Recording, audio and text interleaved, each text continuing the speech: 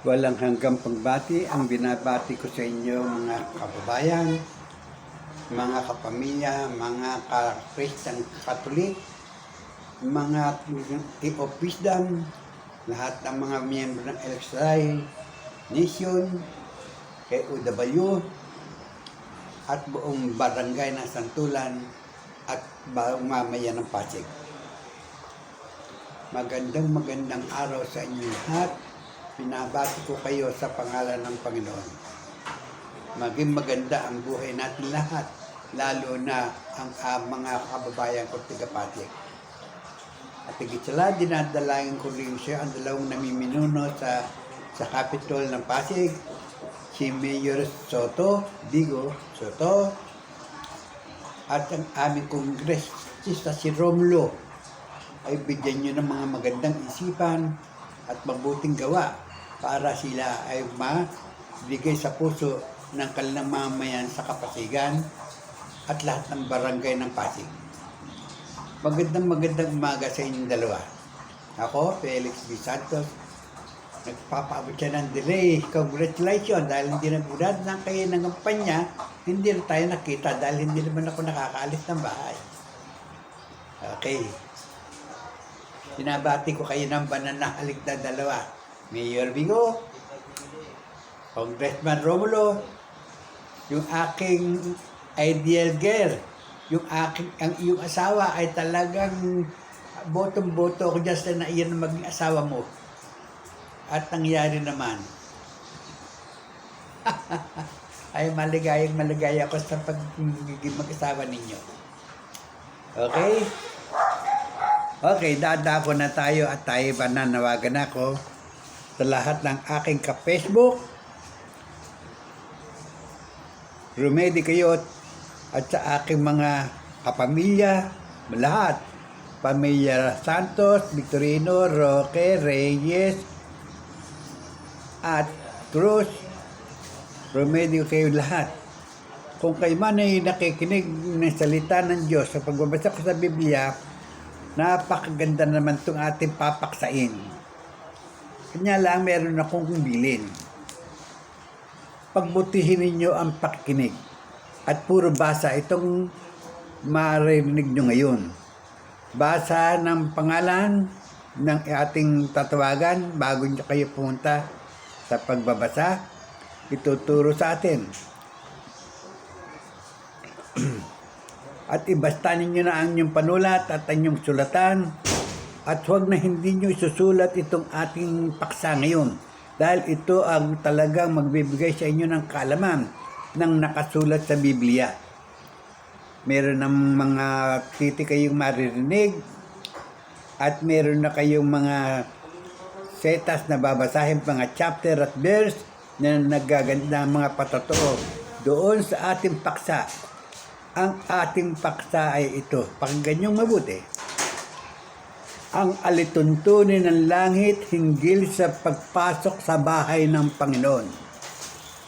Hindi, ang langit daw ay may alituntunin sa pagpasok sa bahay ng Panginoon. Yan ay mayroong patotoo at may mga titik na tayong babagati sa ating isip. Ang unang titik, yung daladala na number 1 at saka number 2. H-E. O isang beses ko lang babanggitin na H-E. Sulat nyo kagad. Ang patotoo niyan ay mababasa natin sa Aklat ng Awit, chapter 119, verse 40, 33 hanggang 35. Verse 43, chapter 33 hanggang 35. 119 ng awit. Okay, ulit para mailista nyo mabuti. Mula naman sa Aklat ng Job, ang kanyang kabanata ay chapter 38, verse 33. Sulat. At sa Aklat ng Ecclesiastes, chapter 5, verse 1 and 2. Ang sistema, tumayo, humarap sa hilagaan at tumayo. na nasasalita niyo na yung H yung dalawang titik, yung number 1 at number 2. Ang number 3 naman ay may titik na M-E-M. Babasahin din niyo yan sa 119, chapter 1, awit, chapter 119, verse 103. Ang pagbanggit ay ganito, M-U-M-N, D-U-M. Yun daw ang babanggitin nyo. Ito ang bibig na binubukalan. Ano ang bumubukal sa bibig? Na binubukalan ng salita. Yan ang patotoo ay mababasa nyo sa Aklat ng Matayo, chapter 4, verse 4. Okay? Matayo, chapter 4, verse 4. Ang susunod na setas ay ang nakasulat sa Isaias, patotoo, chapter 62, verse 2, chapter 6, verse 67. At ang panghuli, yung binubukalan, ang bibig na binubukalan, Aklat ng Deuteronomo, chapter 30, verse 14. Okay, tuloy ang basa. Number 4, INRI. Saan nyo makikibasa? Doon sa nakapako sa krus. Patotoo. Genesis chapter 13 verse 14. 1 Corinto chapter 1 verse 8. Isaias chapter 11 verse 12. 1 chapter 19 verse 19 hanggang 22. O, sulat.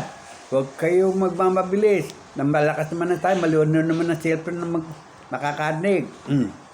Parang debate sa inyong tenga. Pang-15. May titik na B as boy, E, T, H. Kasanggapitin niyo sa isip bago niyo babasahin yung dapat basahin. Yan ay mababasa nyo ang patutuan niya sa Genesis chapter 13 verse 14. Susunod, 1 Corinto, awit,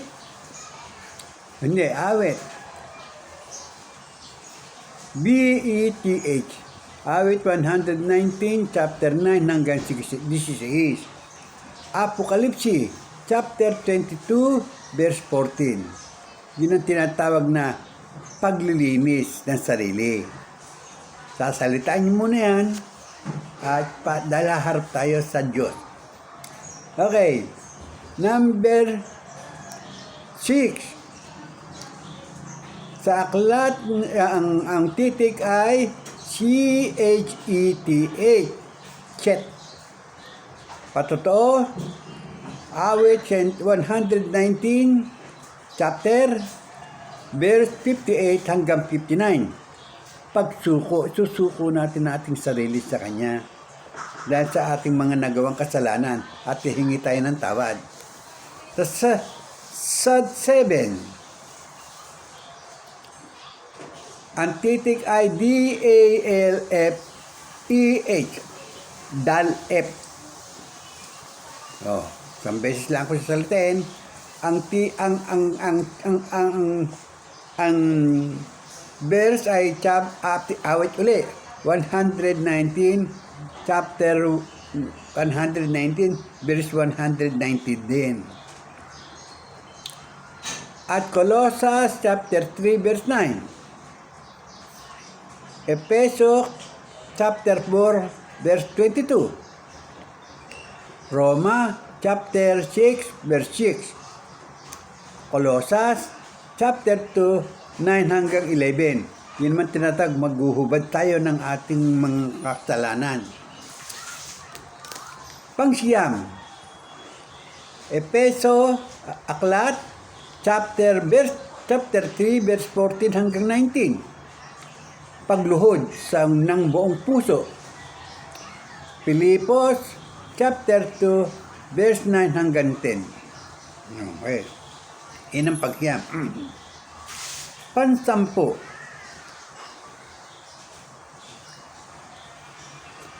P at saka E.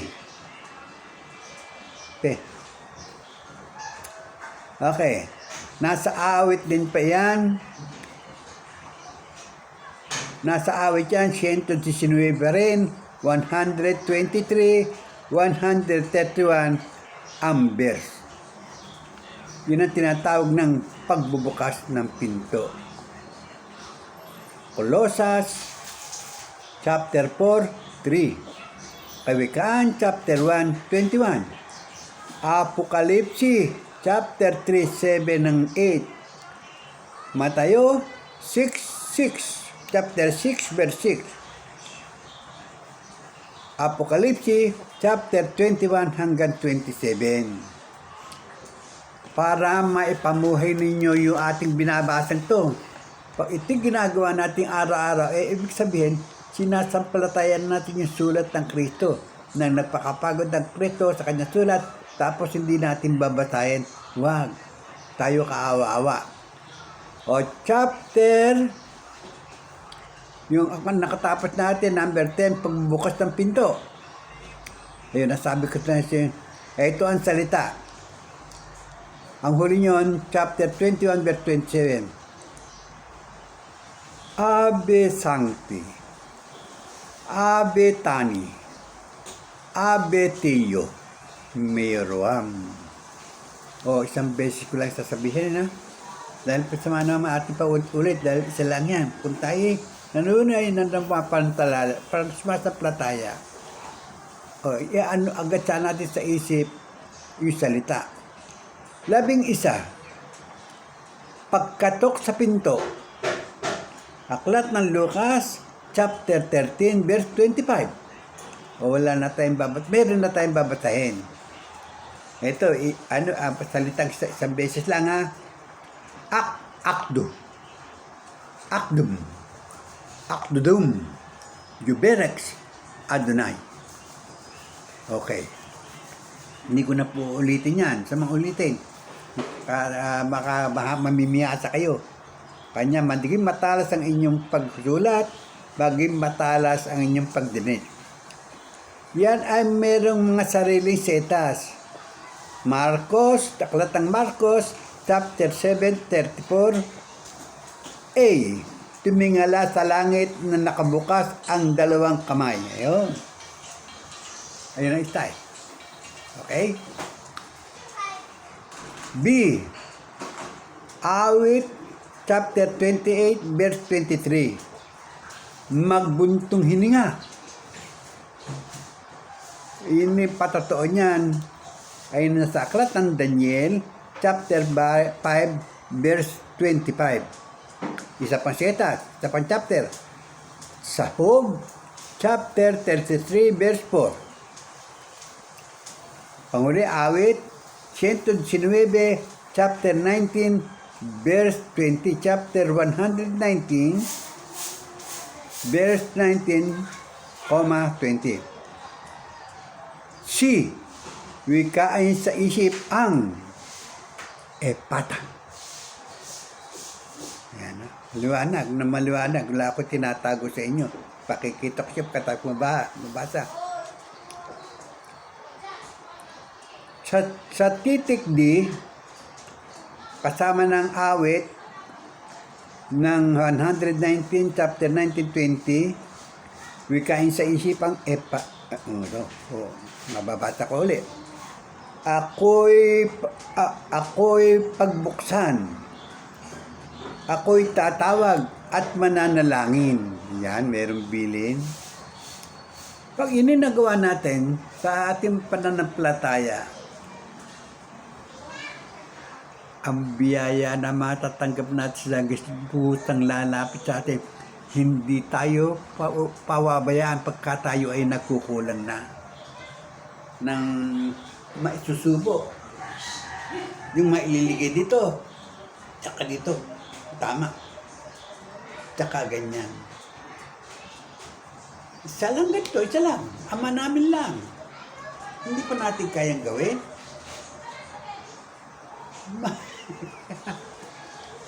Pag ininagawa ninyo talaga tunay na kayo ay Christian, Catholic o Kristiyano, na alagad tayo, ang pagkamamamayan natin, tayo ay Israelitas na. Okay. Ayun ang mga salita. Sa 12, S-I-N, sin. Patotoo, 119 ng awit, verse 160, pasimula ng paglakad. Okay? Number 13, P, tsaka I. Okay. Sa awit din, 119, 133. Pansin ninyo, puro sa aklat ng awit natin mababasa. Doon iniligay lahat sa aklat ng awit ang katotohanan ng pakikipag-usap sa Diyos. Na ito nga, may set pa. May mga pangalan.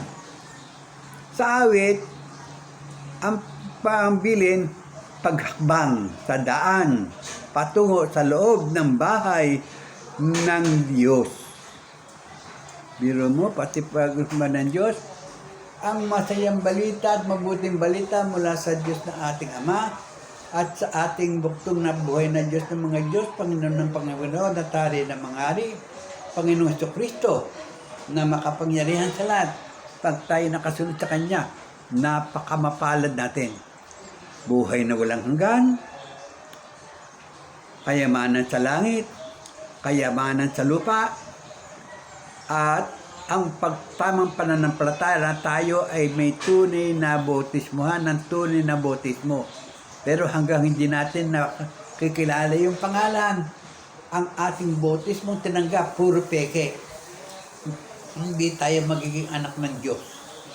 Totoo yan sinasabi ko. Ayoko lang magbasa ng patotoo dahil maghahanap pa tayo ng matatagalan ating pagbase. Ang masayang balita mula sa Diyos na at Panginoon. Tingnan mo, kung meron pa dito, tatapusin ko na. Oh, meron pa nga. Okay, ituloy na natin to. Number 14, Aleph. Number 4, sa awit din na 119 pa rin. 1 hanggang 5. Pagdaan sa daan. Colosas 3:1-2. Awit 89:8, 15. Do, re, mi, fa, sol, la, si, do.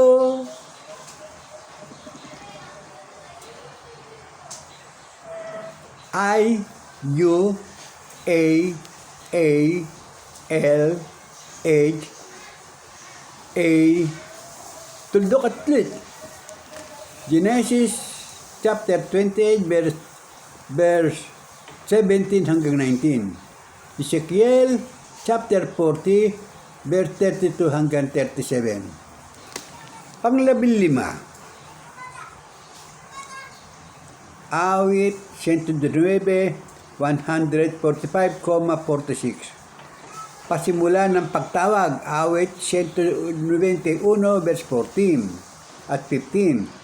Jeremias 33:3, Gawa 2:17 hanggang 21, Sepanyas 3:9, ng bibig at puso, Deuteronomy chapter 30 verse 14, Roma 10 verse 8 hanggang 10, Efeso 1:18. O, napabilis ako, di ba? Maging malisik kayo ng pagtawag. Mula naman sa page 15. MD, tunog, mundum. Okay. Ang may-ari niyan ay ang AHA. Galatia chapter 4 verse 4 hanggang 6, Roma 8 verse 14 verse 16, Awit 119, 103, 103, Mundum bibig, Awit 119, 161, Sin, AB, IBA.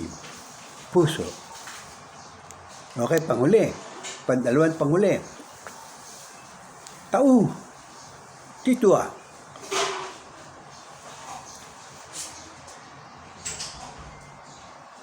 DDONAI. UKND